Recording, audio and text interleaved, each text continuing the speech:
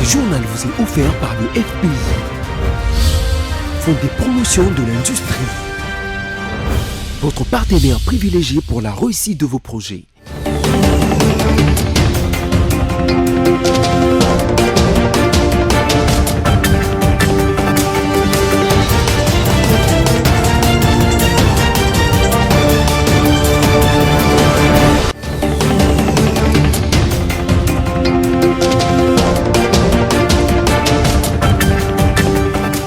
Merci de nous permettre d'atterrir chez vous pour vous informer, mesdames, messieurs. Notez entre autres pour commencer.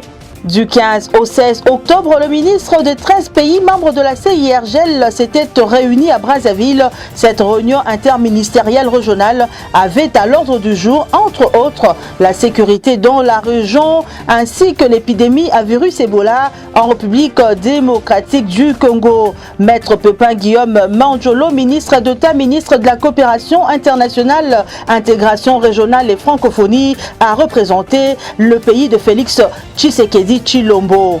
La marche du CLC prévue ce samedi 19 a été renvoyée au 21 octobre. Ces reports fait suite à une réunion du comité et le gouverneur de la ville Jantini Ngobila Mbaka. Après la pluie, c'est malheureusement le mauvais temps dans certains quartiers de Kinshasa, mais retombées de la pluie dans ce journal.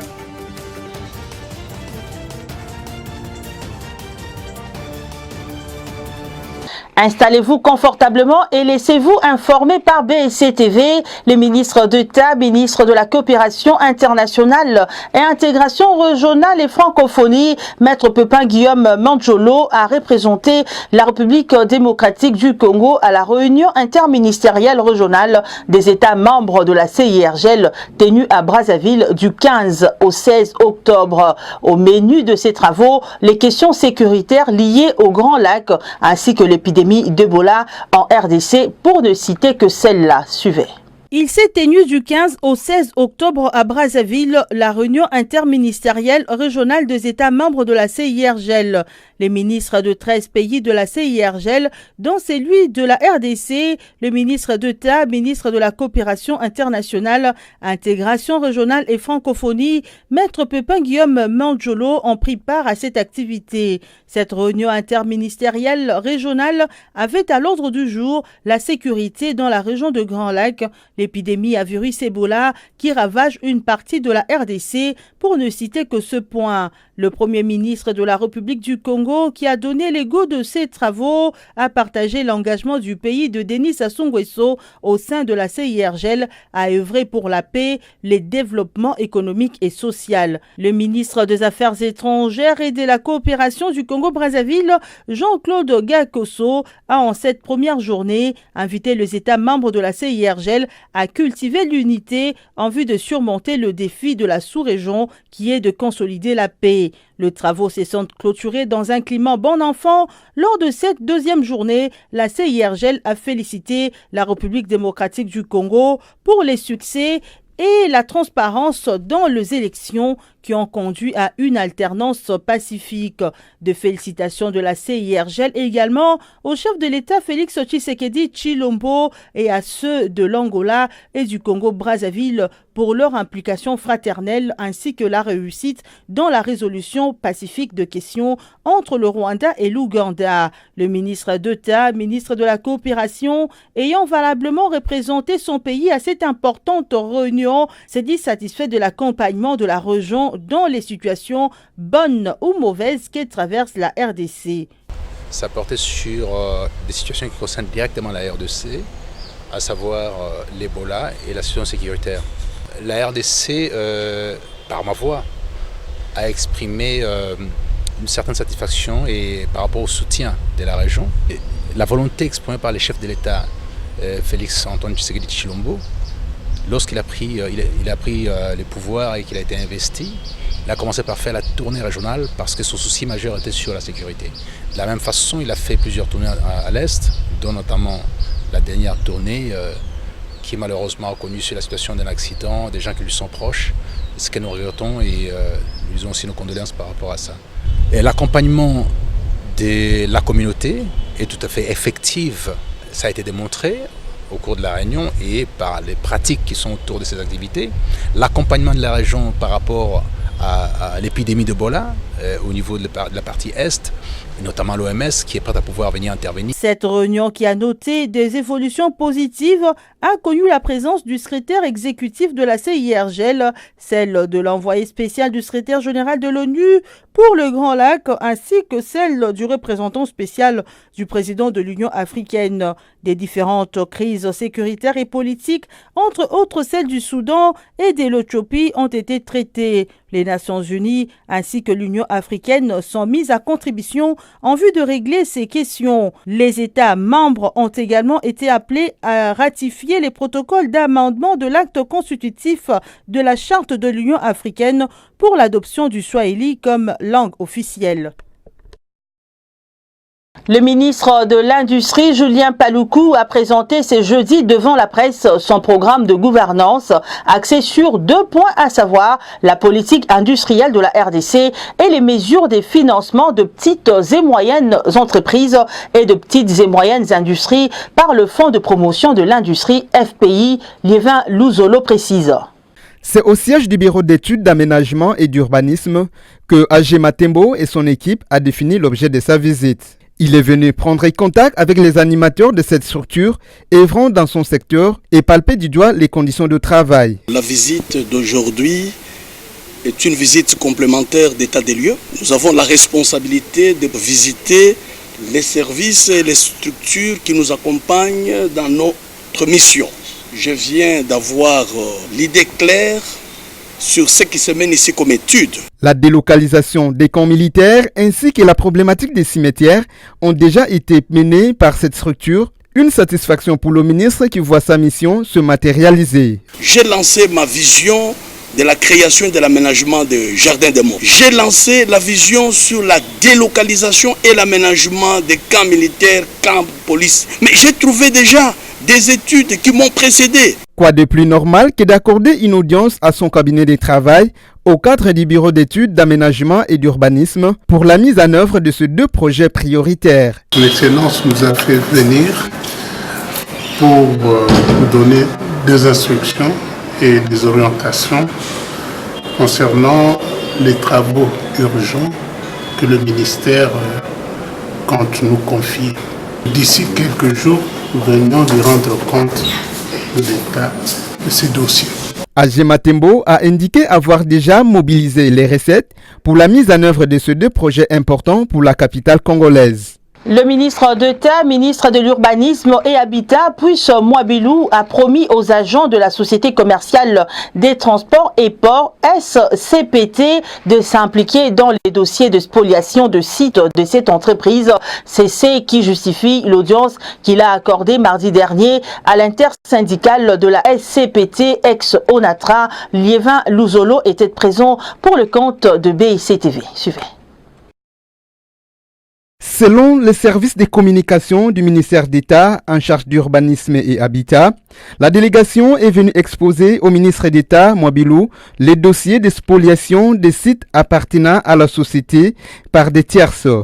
Ils ont à l'occasion fait savoir que leur société a du mal à évoluer ou à concrétiser son plan de redressement suite à des multiples problèmes qui accablent l'entreprise, citant l'exemple des domaines qui sont spoliés non seulement à Kinshasa, mais également à Matadi dans la province du Congo central et dans d'autres provinces. Le ministre d'État en charge de l'urbanisme et habitat, réagissant aux doléances de ces hôtes, les a rassurés de son soutien.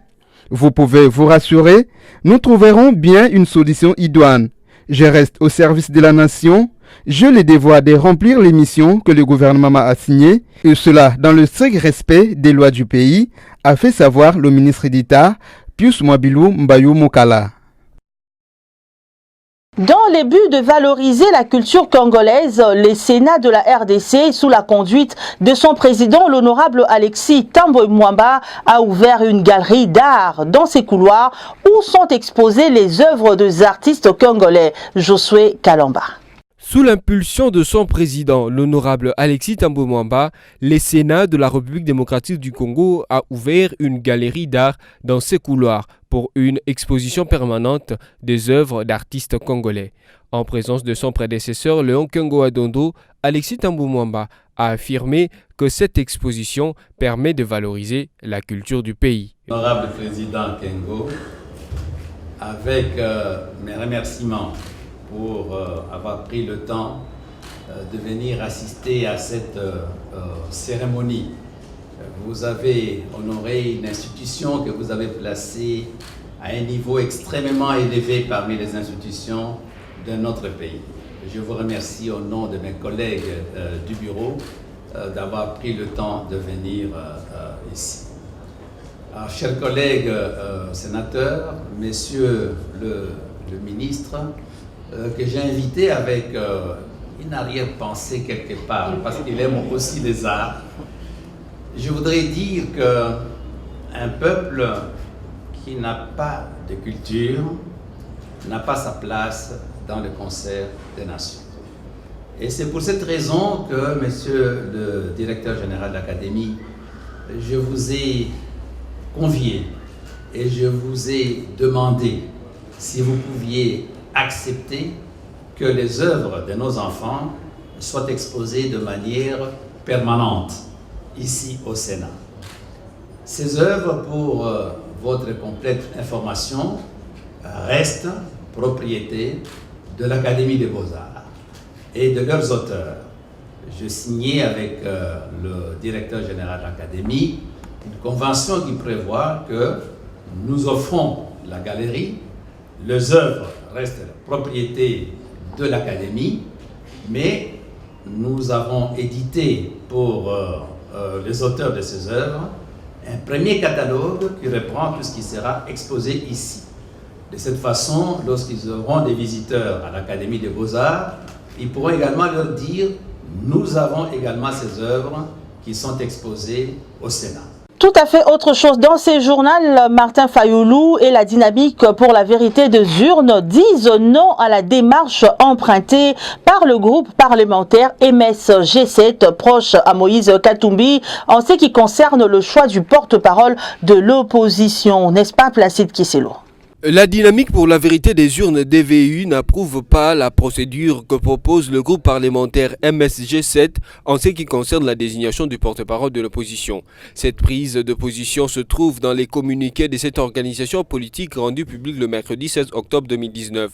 Soumettre la gestion du choix du porte-parole de l'opposition au bureau de l'Assemblée nationale et du Sénat paraît aux yeux de la dynamique pour la vérité des urnes que dirige Martin Fayoulou Madidi comme une énième transition des acteurs politiques congolais, un complot monté contre le peuple congolais pour enterrer définitivement la volonté exprimée lors des élections du 30 décembre 2018 et dont le respect constitue le cheval de bataille de la dynamique pour la vérité des urnes. Par ailleurs, la dynamique pour la vérité des urnes invite au point 7 du communiqué susmentionné le peuple congolais à la vigilance et lui demande de rester mobilisé pour pouvoir, le moment venu, faire échec à ceux qui sont déterminés à lui confisquer sa souveraineté consacrée par l'article 5 de la Constitution. La marche du comité de coordination CLC prévue ce samedi 19 octobre n'aura plus lieu.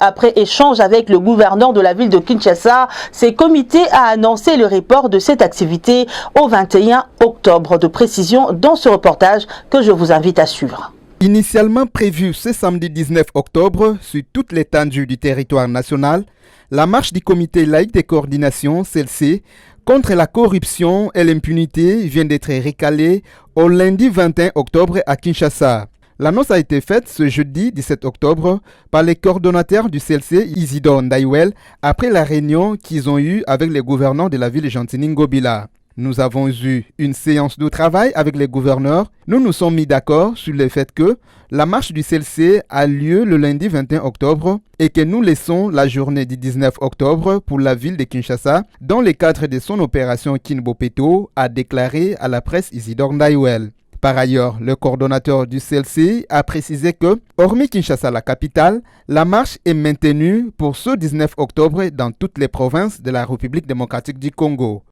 Pour donner plus de lumière sur les crashs de l'Antonov 72 disparus depuis jeudi 10 octobre, les investigations se poursuivent sans relâche. L'équipe d'experts dépêchée par les autorités congolaises a découvert d'autres restes humains dans le périmètre du lieu du drame. Srin Soulambi Moukenge. Les investigations au sujet du crash de l'Antonov 72 se poursuivent. L'équipe d'experts dépêchée par les autorités congolaises a découvert d'autres restes humains dans le périmètre du lieu du drame où les débris de l'appareil sont éparpillés. Les 3 corps déterrés mardi 15 octobre sur le lieu du crash ont été rapatriés à Kananga et l'équipe d'experts devrait arriver dans cette même ville ce jeudi avec ces autres restes humains. Selon les dispositions prises, les corps identifiés au périmètre du crash devrait ensuite être ramené à Kinshasa. Mais pour le moment, la date quant à ça n'a pas encore été communiquée. Les causes exactes de cette tragédie restent jusqu'ici non élucidées. Les conclusions de la cellule des crises qui devraient être rendues publiques mardi à Kinshasa ne l'ont pas été. Entre-temps, les enquêtes se poursuivent pour toutes les manœuvres techniques ayant été à la base du crash de l'Antonov 72 disparu depuis jeudi 10 octobre 2019 entre Goma et Kinshasa. Par ailleurs, la présidence de la République a mobilisé de moyens humains et matériels conséquents pour jeter plus de lumière sur ces drames. Elle continue d'agir. Il s'agit de l'ex-première dame de la RDC, Olive Lembe-Kabila, qui a offert son aide aux victimes de derniers incendies survenus dans la commune de Kadutu à Bukavu, dans le sud Kivu. Cette aide d'Olive Lembe, maman sociale, est composée de pagnes, tôles et une enveloppe conséquente. Josué Kalamba. Poussée par son grand cœur, l'ex-première dame de la République démocratique du Congo, accompagnée d'une forte délégation de journalistes, est allée à la rescousse des victimes des derniers incendies à Bukavu dans la province du Sud Kivu. Ici, au stade de la Concorde de Bukavu, Marie-Olive Lembe-Kabila a donné à chaque personne son colis après appel nominal. Ce don est composé d'un matelas, d'une pièce super-wax, des tôles, des couvertures et d'une enveloppe consistante. L'épouse de Joseph Kabila a demandé aux victimes de veiller au respect des normes urbanistiques pour éviter pareille catastrophe et d'ajouter cette action caritative a été rendue possible grâce aux contributions volontaires de mon ONG Initiative Plus.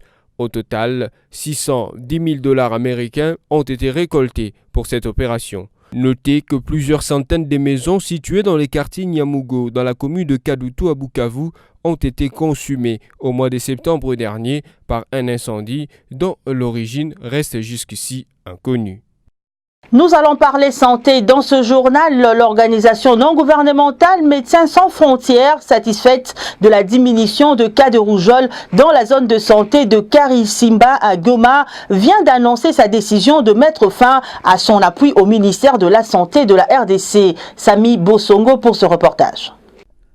Conséquence de la baisse des cas de rougeole, Médecins sans frontières MSF vient d'annoncer sa décision de mettre fin à son appui au ministère de la Santé par rapport à la zone de santé de Karisimbi située à Goma dans le nord Kivu. C'est après 4 mois de soutien à une réponse d'urgence après que l'épidémie a été déclarée comme une urgence de portée internationale en juin 2019. C'est la chef de mission adjointe de cette organisation, Juliette Seguin, qui l'a déclaré mercredi 16 octobre à la presse depuis Goma.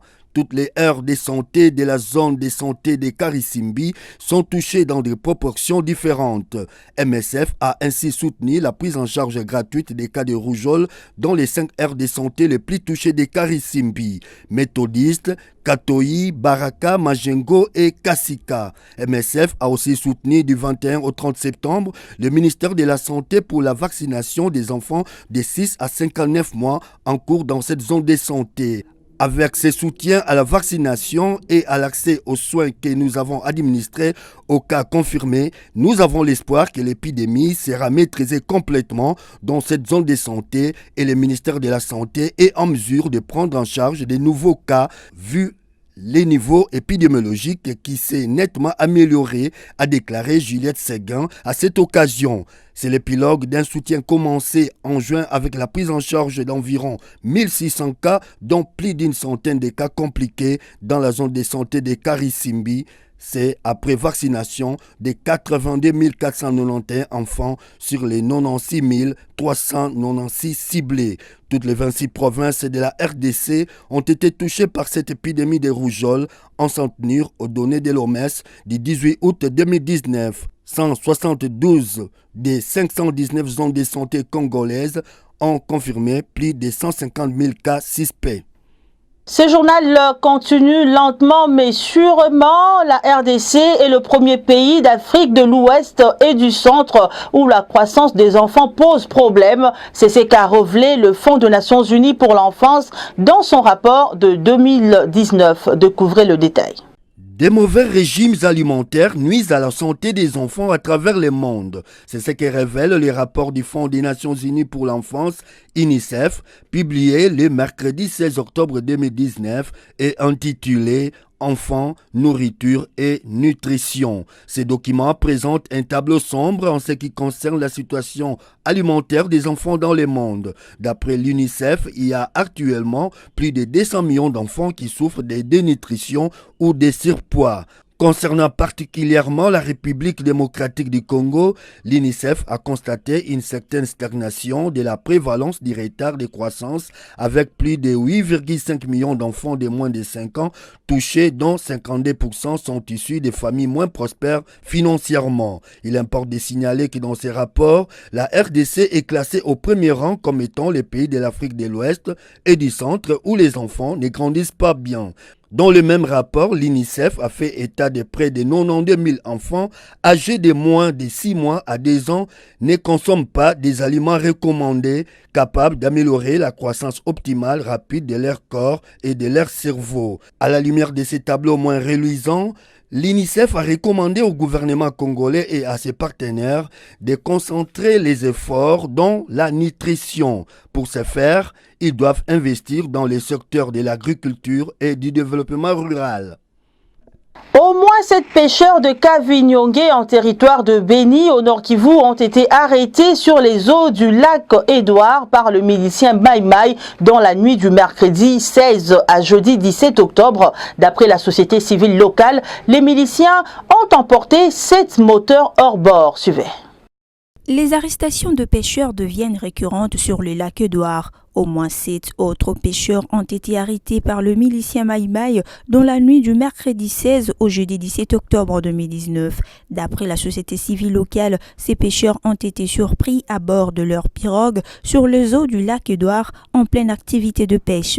Arrêtés avec tout leur équipage, ces pêcheurs demeurent encore entre les mains de leurs ravisseurs pour une destination inconnue. Il s'est signalé que le milicien Mai Mai et la marine ougandaise sont accusés de cette série des arrestations clandestines. Les mêmes circonstances reviennent.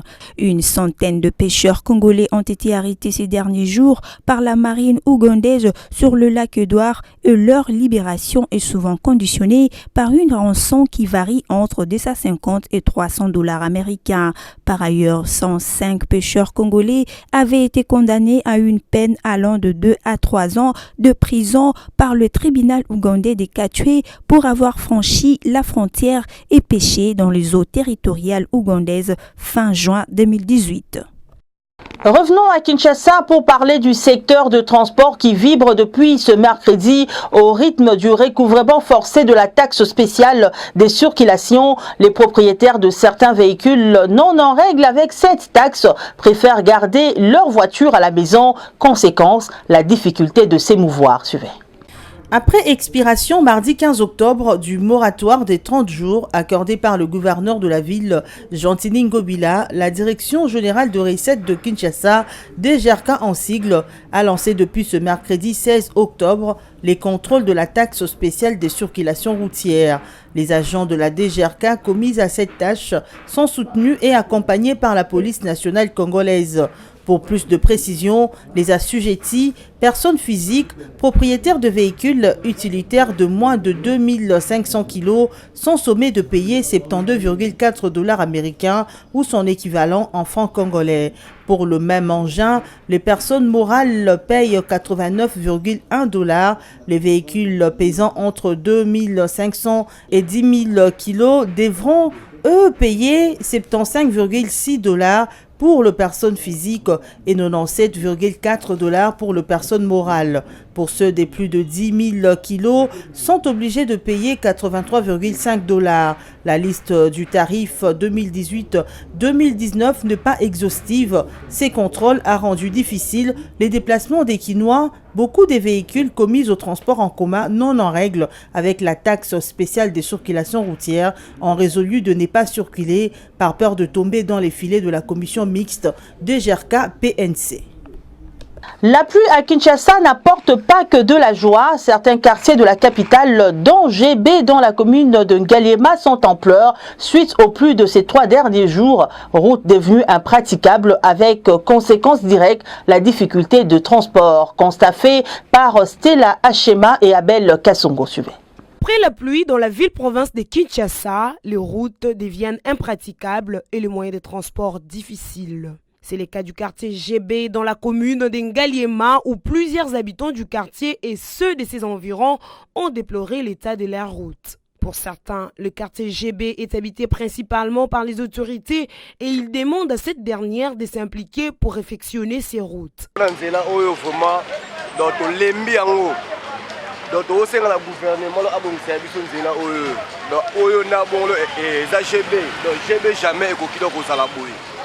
Donc gouvernement do bazoleka awa donc tozana bango ba 0 mètre awa mbula ebeti donc surtout pona bato oyo bayende ya roya do eza soni neti biso ba ancien déjà do message déjà do na milelo donc to message déjà do na ba potopoto to message déjà do na makambuka do ya mabe do na nzela oyo donc tolembi pena soki mbula ebeti awa transport pose transport même à terre victoire ou bien nini très difficile en gros à détail. Pas des clients à déplorer une vendeuse suite à l'état de la route. Awa tonyoka matoza na kundenga hotel batwa olekela wapi tonyoka makasi tonyoka biso batoteka tozonyoka moye mutaya ya sombeloko ezata okima potopoto na mai. Une situation qui pénalise la population du quartier GB et celle d'autres coins de la ville-province de Kinshasa.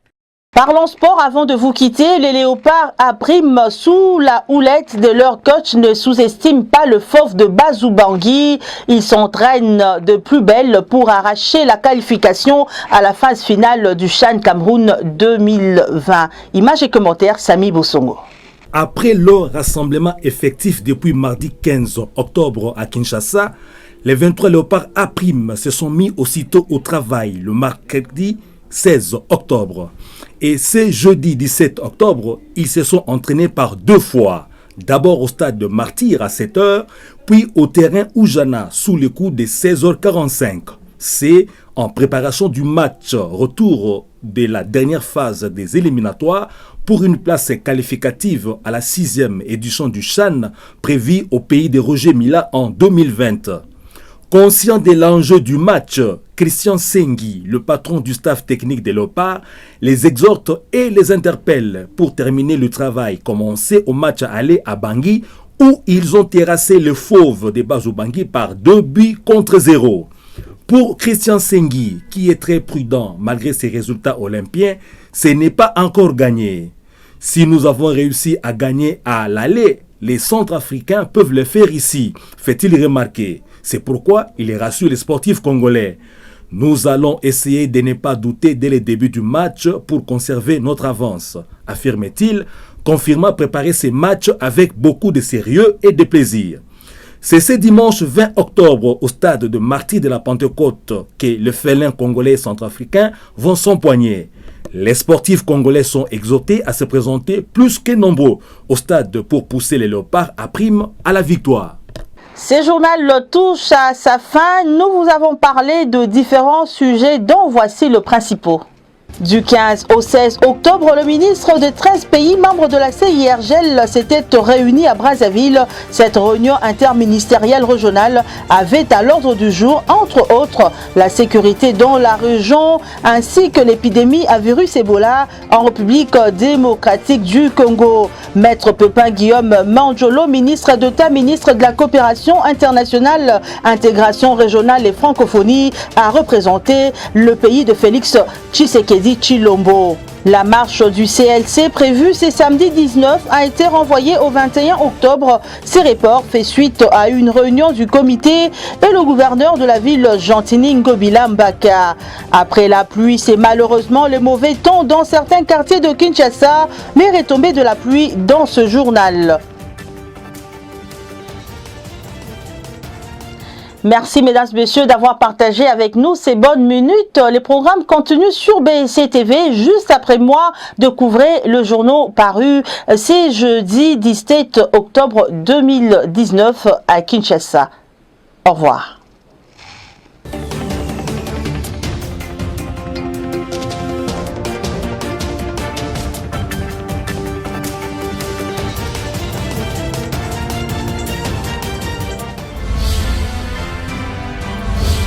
Ce journal vous a été offert par le FPI, Fonds des promotions de l'industrie, votre partenaire privilégié pour la réussite de vos projets.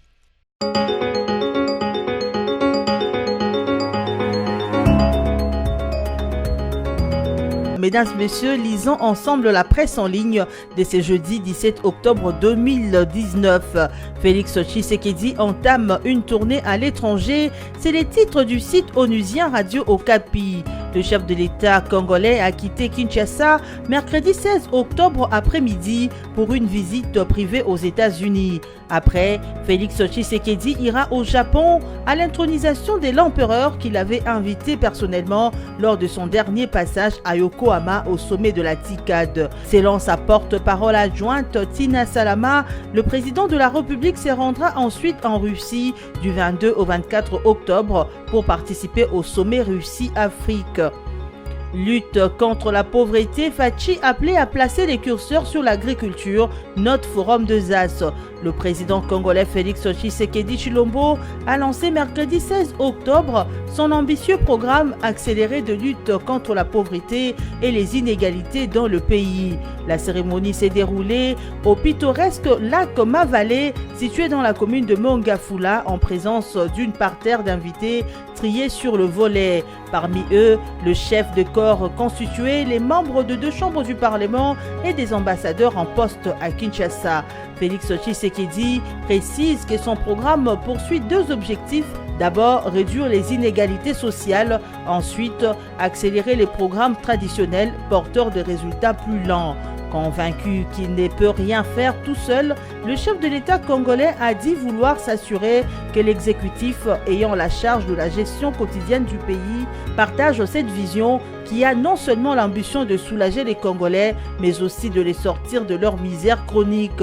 L'accélération de la réduction de la pauvreté est à ce prix, a-t-il souligné. Place à présent à l'actualité.cd qui renseigne RDC pour protéger les équipes de la riposte contre Ebola. Les casques bleus s'installent à Kabasha. La force de la MONUSCO annonce avoir installé une nouvelle base de déploiement temporaire dans la localité de Kabasha à Beni. C'est dans les buts de prévenir l'action de groupes armés, de protéger les équipes de réaction contre la maladie à virus Ebola et de favoriser la reprise des activités socio-économiques, a expliqué mercredi dans une conférence de presse le lieutenant-colonel Claude Raoul Djeungo, porte-parole militaire de la MONUSCO.